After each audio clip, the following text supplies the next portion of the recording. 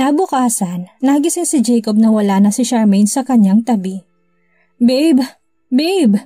sigaw niya. Umusbong ang kaba sa dibdib niya. Nagmadali kaagad siyang bumangon sa higaan at bumaba. Hinanap niya ito sa sala, kusina at sa labas ng garden niya ito natagpuan. "Hay, nandiyan ka lang pala. I thought you leave again." Nadatnan niya ito na busy na nagdidilig ng mga bulaklak kaya hindi nito kaagad napansin ng kanyang presensya. Ninakawan niya ito ng halik. "Good morning, babe." Napalingon naman kaagad si Charmaine, napakunot ang noo habang tinitingnan si Jacob mula ulo hanggang paa. "Babe, ang aga niyan ha?" Pagtutukoy niya sa nakabukol na harap ni Jacob. "Alin?" Sinundan ni Jacob ang mga tingin ni Charmaine at saka lang niya na-gets na sa bandang pagkakalalaki niya ito nakatingin. Eto ba? Hindi yan galit. Ganyan talaga kalaki yan. Nakalimutan mo na rin siguro pati yung size nito." Pagyayabang ni Jacob. Totoo naman din ang sinabi niya na malaki talaga kahit na hindi pa ito galit. Kung naalala lang ni Charmaine na yung tinitignan niyang yung umbok ang siyang bumutas sa kanya. "Ha? Ibig mo sabihin nakita ko na yan?"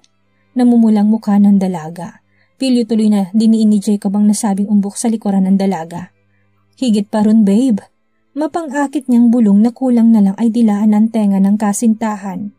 Sa hindi maipaliwanag na dahilan ni Charmaine ay bigla siya nakaramdam ng init. Ang lakas ng dating sa kanya ni Jacob.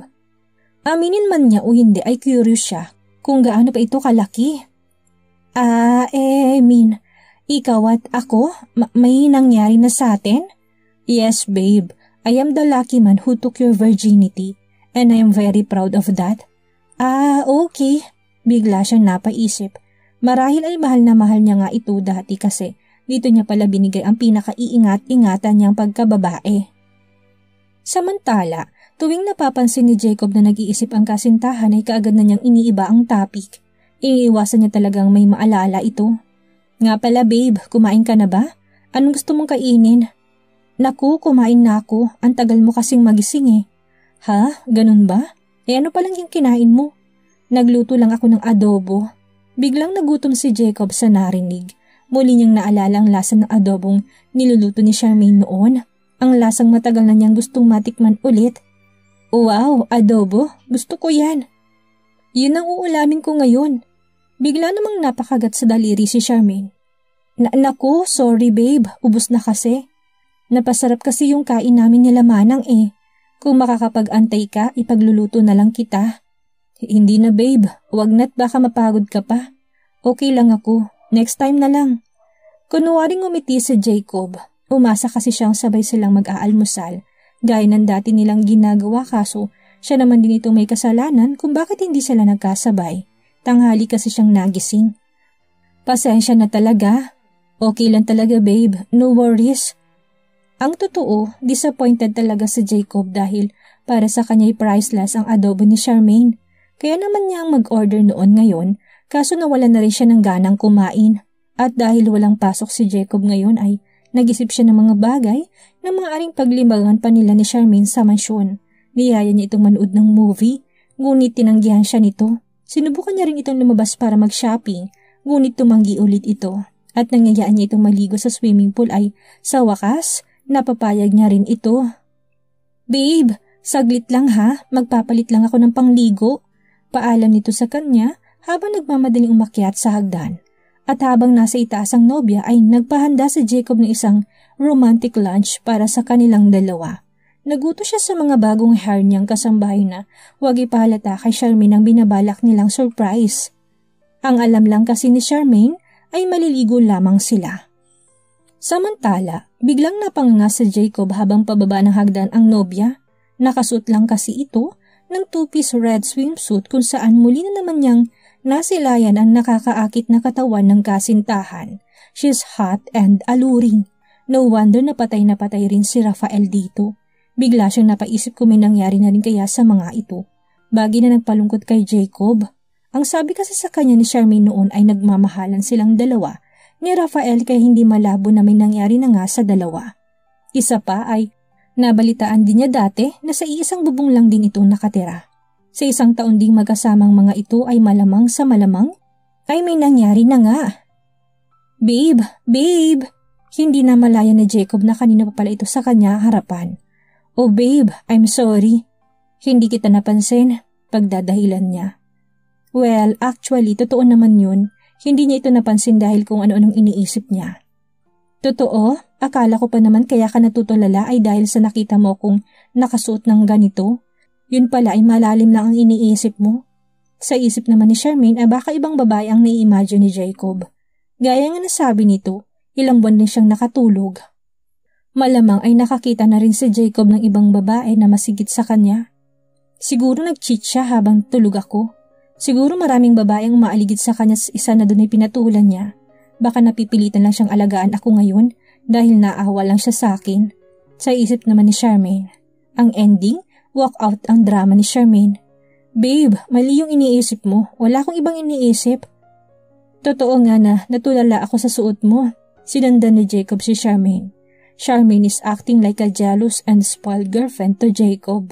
Hindi naman ganito ito dati kaya naninibago talaga sa Jacob.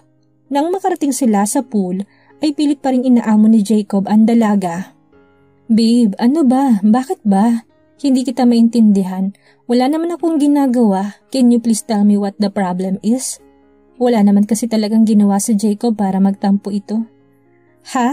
Bakit kasi hindi ka nalang magsabi ng totoo? Naaawa ka lang ba sa akin? Alam kong sa ilang buwan na nakaratay ako ay may iba ka ng babaeng nagugustuhan. Siguro nangihinayang ka kasi nagising pa ako. What? Hindi magets ni Jacob kung bakit ganun ang iniisip ni Charmaine sa kanya. Kung alam lang nito, ang mga ginawa niyang sakripisyo habang comatose ito ay tsak na hindi nito masasabi ang ganitong mga bagay. Babe, that was not true. Saan ba nanggaling yan? Sinubukan ni Jacob na yakapin si Charmaine, ngunit nagmamatigas pa din ito. Don't touch me. Doon ka na sa babae mo. Babae? Sinong babae? Wait, are you jealous? Hindi bakit ako magsiselos? Kung gusto niyo talaga ang isa't isa, edi magsama kayo. Sino ba kasi yon? Nang dahil lang sa simpleng pagkakatulala ni Jacob kanina, ay lumawak ng pagtatalo ng dalawa hanggang sa mapagbintangan pa siyang may babae. It's like a teacher dealing with his kinder pupil students. Ang hirap paliwanagan ni Charmaine.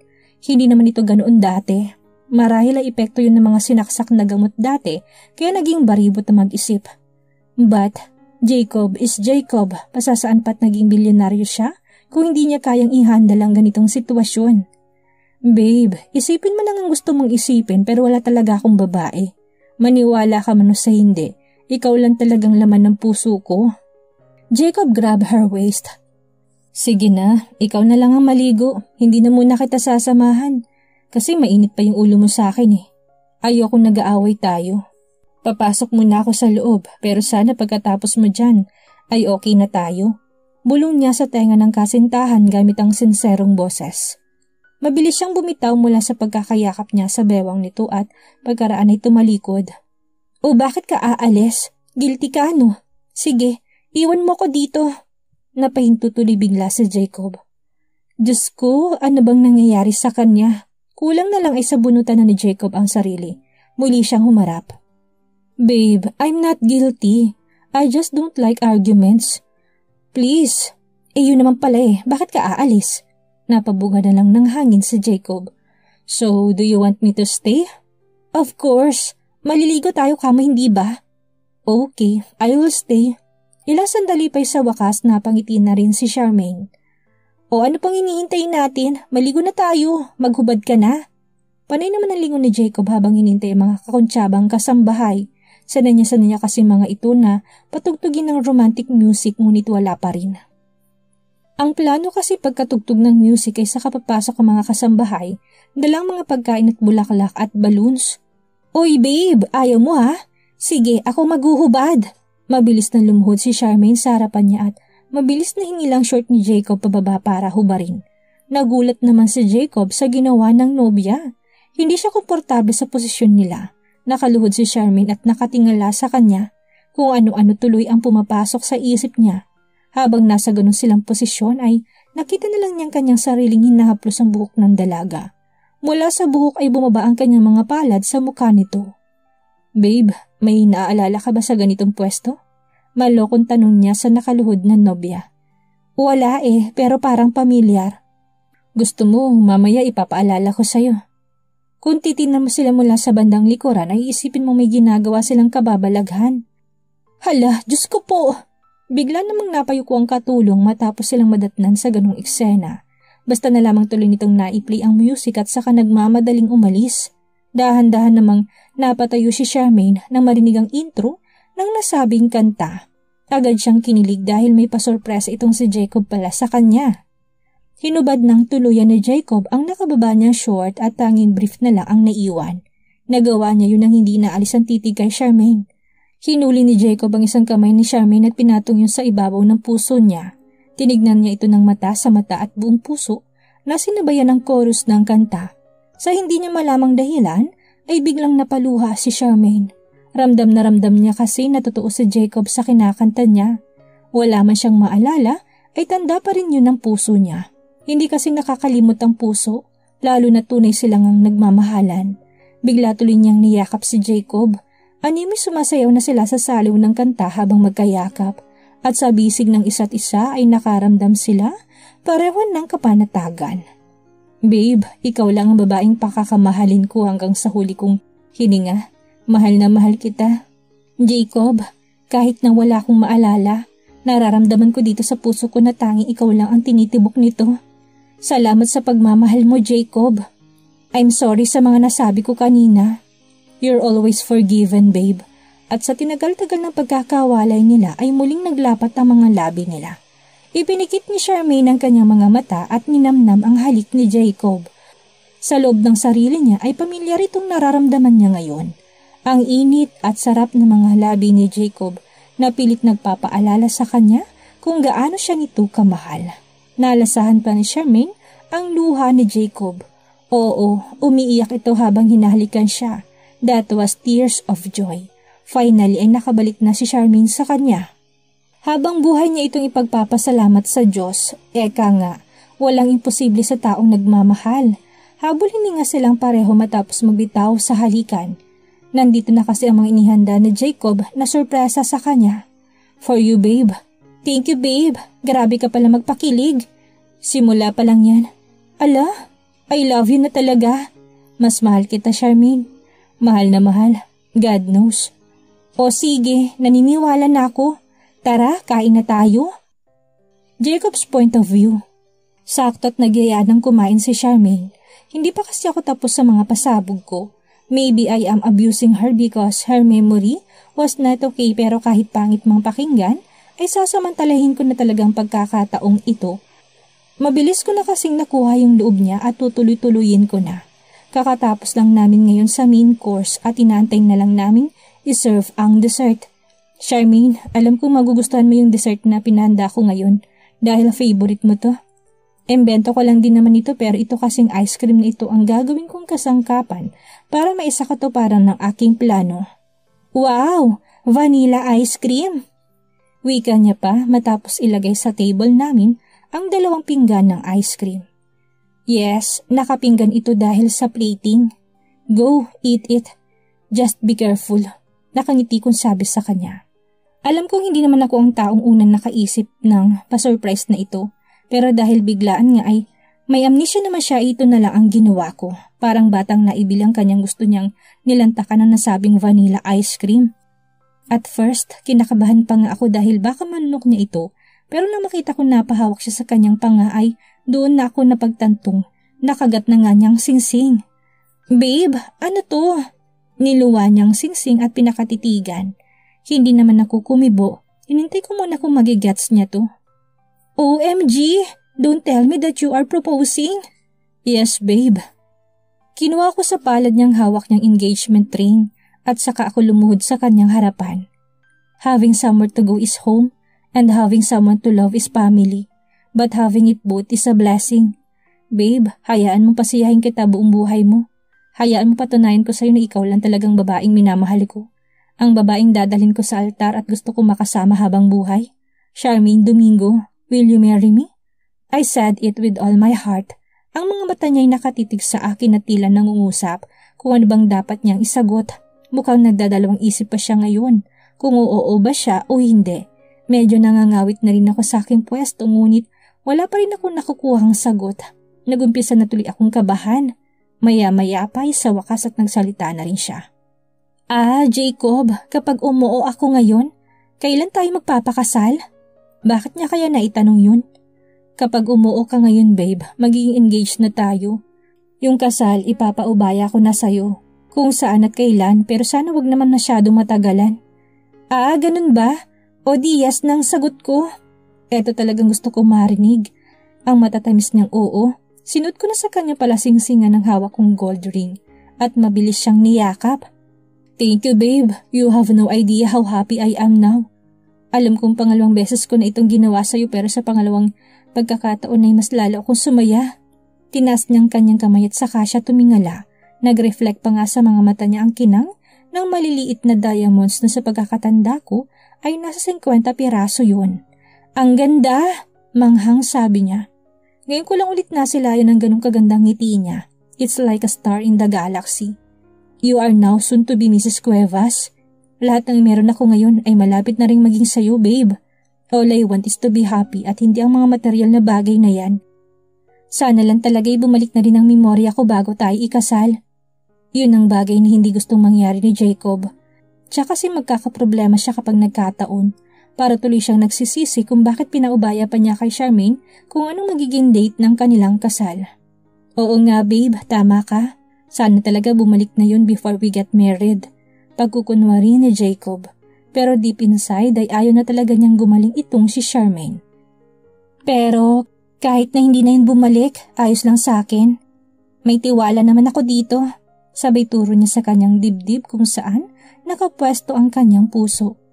Ang sabi kasi ng tibok nito ay ikaw lang daw talaga. Really? Yung akin din eh. Si Charmaine lang din daw talaga.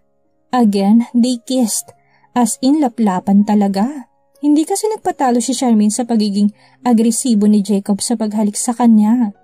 Mabilis niyang pinulupot ang kanyang mga braso sa batok nito at tila bihasang nakipaghalikan. Bago pa man sila madala sa mga halik na yun ay si Charmaine na mismo ang bumitaw. Babe, ligo muna kaya tayo, hingal nitong sabi. Yes, oo nga pala. Paliligo nga palang pinunta natin dito. May pagkabitin nitong sabi. Kahit na kanina pa nagiinit ang junjun ni Jacob ay pansamantala muna niyang pinakalma ito. Kailangan niya muna kasing pagbigyan ng nobyang maligo. Siguro pagkatapos na lang nila rito'y saka siya hihirit. Kahit sa paliligo hindi pa rin natigil ang pagiging sweet nila sa isa't isa. Pasan-pasan ni Jacob si Charmaine at panay sila harutan. They will look happy and in love to each other. I must say, perfect couple sila kung tititigan. Yung parang hindi sila naghiwalay ng mahigit 1 taon. Babe, sana palagi tayong ganito, no? Palagi sana tayong masaya. Bakit mo naman nasabi yan? Wala lang, kasi kanina, hindi ko rin naman gustong inaaway ka kaya lang. Ang sabi mo kasi, matagal ako nakatulog eh. Naisip ko tuloy na baka may iba ka nang nagugustuhan. Siyempre, gwapo ka. Hindi malayong walang lumiligid sa mga babae. Babe, kahit pa 10 taon kang makatulog, malabong ipagpalit kita. Kaya nga nagpropose ako sa iyo eh. Ikaw na kasi gusto kong makasama sa panghabang buhay. Aba, dapat lang 'di ba? Ang sabi mo ikaw ang nakauna sa akin, kaya dapat lang na ikaw ang makatuluyan ko. Gusto mo, bukas na bukas din magpakasal na tayo eh. Wag naman ganun kabilis. Biro lang. Samantala, nang makaramdam na sila ng panlalamig ay nagpasya na silang umahon. Maya-maya pa'y nagpaalam saglit sa Jacob na may kukuhain lang sa loob at tumangon naman si Charmaine. Makalipas ang ilang minuto ay may dala-dala na itong bathrobe at kasunod na rin ito ang 2 katulong. Ang isa ay may dalang tray na naglalaman ng slack at ang isa naman ay may dalang pulutan. Under the moon, wika ni Jacob habang papalapit sa kanya. Ito na rin ang nagsuot ng roba kay Charmaine. Napaka-sweet talaga niyang boyfriend sa dalaga. Under the moon? Pag-uulit naman ni Charmaine, hindi niya na-gets ang ibig sabihin ni Jacob. Under the moon, meaning iinom sa ilalim ng buwan. Yun pala yun. Ang akala kasi ni Charmaine ay iba na. Sa gilid ng swimming pool ay meron nilatag na banig ang 2 katulong at doon naman naupo ang 2. Mabilis na sinalina ni Jacob ang baso ng dalaga at sunod naman ay ang kanya. Sigurado ka bang pwede na akong uminom? Kakalabas lang kasi niya sa ospital kahapon. Yes, pwede na. Hindi naman organs yung naging problema mo eh. So pwede akong uminom dahil utak yung tama ko, ganun ba? Babe, it's not like that. Kapag kasi organs, related yung dahilan ng pagkaka-ospital mo eh. Talagang bawal. Memory lang naman yung sayo. Malay mo kapag uminom ka, bumalik. Biro ni Jacob pero deep inside ay ayaw niya talagang bumalik. Sige na nga, naniniwala na ako. Mabilis na sinimsim ni Charmaine ang baso na puno ng alak. Na-straight niya yun nang walang reaction. Nalaki tuloy ang mga mata ni Jacob. Babe, parang walang lasa. Ano bang alak yan? Ang hindi alam ni Jacob ay gabi-gabing umiinom si Charmaine sa Paris kaya ito ganun kalakas uminom. Kadalasan kasi mang ininom pa ng mga ito ay puro talagang matatapang na alak. Babe, hinay-hinay lang. Malakas ang tama niyan. Akala mo lang walang lasa pero mamaya pang tama niyan. Saway niya. Hindi yan. Muling ininom ni Charmaine ang kasasalin pa lamang na alak ni Jacob hanggang sa pinanay-panay na ni Charmaine. Ang pagtagay at maya-maya pa ay bigla na itong nagsasalita ng Englishman, bagay na hindi naman ito sinasabi dati. It's all credits to Raphael. Yun ang nagturo ng lahat kay Charmaine. Si Raphael din nagpagamot ng sakit nitong dyslexia. Kung hindi siguro ginawa ni Raphael yun ay malamang hanggang ngayon ay bobo pa rin itong si Charmaine. Babe, let's go inside. Enough na yan. Pansin kasi niya may tama ng nobya. Mamaya na lang babe, I'm not yet done. Babe, halika na. Lasing ka na eh. No choice na si Jacob kung hindi buhatin si Charmaine. Kung hindi niya kasi ito gagawin ay malamang sa hindi niya maisakatuparan ng plano. Ibaba mo ko babe. Gusto ko pang uminom. Okay na yun. Bukas na lang ulit. Pagdating nila sa loob ng mansyon ay dito na niya binaba ang dalaga. Matiim niya itong tiningnan at pinaghahalikan. Dito lang natahimik si Charmaine. Baby, to be honest, I really miss you in bed. But I respect you kaya kiss lang ang gagawin ko sa'yo. Magdamag okay lang ba? Kabaliktaran ng inisip ni Jacob sa sinasabi niya. Ang totoo, inaakit niyang nobya sa pamamagitan ng mga halik niya. At dahil nakainom si Charmaine ay mabilis naman itong pumayag. Kiss lang naman daw kaya okay lang sa kanya. Mabilis pa sa 4:00 siyang binuhat ni Jacob na parang isang sakong bigas. OMG, baka mahulog tayo! Mabilis kasi mga hakbang na nakainom din si Jacob. Mukhang mayayari agad si Charmaine ng tigang na si Jacob. Door shuts. Matapos kong maisarang pinto ay sinandal ko kaagad si Charmaine sa pader. Hinuli kong dalawa niyang kamay at tinaas para akong leon na handang lapain ang aking biktima. Napapikit agad si Charmaine na unahin kong lapain ng kanyang leeg. Ah, shit! Dinig kong halinghing niya. Tila musika sa aking tenga ang unang ungol na narinig kaya ginanahan ka agad akong humalik. Babe, nakikiliti ako. Kunwari naman natinag ako sa kanyang sinabi kaya kagad ako naglipat sa kanyang labi. Kulang na lang ay kagating ko ng nakakaakit niyang labi sa sobrang gigil. Hindi siya lumalaban sa mga halik ko, marahil ay pinipigilan niyang madala. Ah, ganun ha? Sige, ewan ko na lang kung magawa mo pang pigilan ng sarili mo. Wika ko sa aking sarili. Kunwaring huminto ako sa paghalik, hinila ko na siya patungong kamat kunwaring wala na akong gagawing kakaiba. Babe, ito yung bagong robe. Palitan mo na yung suot mo at basa na yan. Thank you, babe. Oo nga pala, pati yung swimsuit mo, hubarin mo na. Basa rin yan. Okay. Need help? Bago pa man din siya nakasagot ay kaagad ko na siyang tinulungang kalasin ng suot niyang pang-itaas. Bakit naman kasi ang higpit naman ng pagkakabuhol nito? Nakatapat ang mukha ko sa dibdib niya at ang mga kamay ko'y nakayakap sa likod niya kung nasan kunwari kinakalas kong buhol ng kanyang pang-itaas. Sinasadya ko rin talagang maidikit ang mukha sa dibdib niya para kapag nakalas ko na yung buhol ng swimsuit niya ay sakto madidikit ang labi ko sa dibdib niya. Ako na kasi! Bahagyang lumayo si Charmaine sa akin para makakuha ng buwelo. Marahil ay nainip na siya dahil natagalan ako sa pagkalas. Maya-maya pa ay bigla nang lumantad sa aking harapan ang 2 bolang kristal. Gustong-gusto ko na yung tikman. Tinulak niya ako. Babe, ang sabi mo kiss lang. Walang ekspresyon niya sabi habang kagat-kagat ang kanyang labi. I know she wants it but... Samantala, hindi na napigilan ni Jacob ang kanyang sarili. Tuluyan na nag-init ang kanyang katawan dahil lamang sa simpleng pagkagat ng labi ng dalaga. Idagdag pang nakakaakit nitong mga mata na kahit walang ginagawa ay naaakit siya. Kaagad niya itong hinilat sinunggaban muli ng halik. Halik na tila sabik na sabik. Alam ni Jacob na nag-aalang ang humalik ang dalaga dahil hindi ito makasabay sa mga halik niya. Open your mouth, I will guide you. Utos ni Jacob habang hawak ang baba ng dalaga. Tila na curious naman si Charmaine sa tinura ng binata kaya binuka na rin niyang kanyang bibig at nagparaya na sa gustong gawin ng binata. Ilang sandali pa'y mainit nilang pinagsaluhan ang init ng kanilang pagnanasa. Tulalang nakatingin sa may chandelier si Charmaine. She can't believe na nakuha ulit siya ni Jacob, ang lalaki nakadagan ngayon sa kanya. At some point, inisip na lang niya na ginagawa naman nila ito dati, kaya ano ba naman ang masama kung hilingin ito ni Jacob.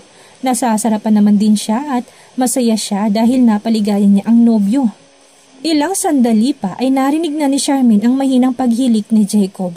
Marahil ay napagod ito sa kanyang ginawa, pero si Charmaine hindi siya nakatulog. Magdamag niyang iniisip ang nangyari sa kanila. Ang sarap pala noon, shit. Parang nga talaga akong nasa langit. Palagi kayo namin ginagawa to dati. Kinabukasan, maagang gumising si Jacob para magluto ng almusal. Maganda ang mood niya ngayon dahil naka-score kaagad siya kay Charmaine. Pakanta-kanta pa siya habang nagpiprito ng lapu-lapu. Sa sobrang ganda ng kanyang mood ay talagang nagluto siya ng marami. Parang fiesta tuloy sa mansyon. Siya mismong naglagay ng mga pagkain doon at tinintay na lamang niyang malutong piniprito at gigisingin na niya si Charmaine. Kaso bigla siyang may naalala nang mapatingin siya sa Monay. Bigla niyang naalala ang ginawa nila ni Charmaine kagabi. Shit, naalala din niyang reaksyon nito. Habang siya. Jacob, sige pa Paulit-ulit na ungol ni Charmaine kagabi. Napapangiti tuloy bigla ang binata. Maya-maya pa ay may naamoy na siya na parang, shit, nasusunog! Hindi niya namalayan na kanina pa pala umaapoy ang kawali. Pagtingin niya dito ay halos manginig ang kanyang laman dahil unti-unti nang kumakalat ang apoy sa kusina. Tulong! Tulong, manang! Buti na lang at kaagad siyang narinig ng mga ito. Mabilis itong mga nagsikuha ng fire extinguisher at balde ng tubig kaso masyado na malaki yung apoy para apulahin. Hindi na nagpatumpik-tumpik pa si Jacob at mabilis na niyang pinuntahan si Charmaine sa kwarto. Tulog na tulog pa rin ito kaya no choice na siya kung hindi buhatin ito kung hindi niya inakalang magagawa niya ng ganong kabilis ay nagawa niya. Nagising din naman si Charmaine na makababa na sila ng hagdan. Nashock ito sa nakita. Bigla ito napatitig sa umaapoy na kusina. Babe, halika na. Lumabas na tayo. Tila wala naman itong narinig. Nakatulala pa rin ito sa umaapoy na kusina.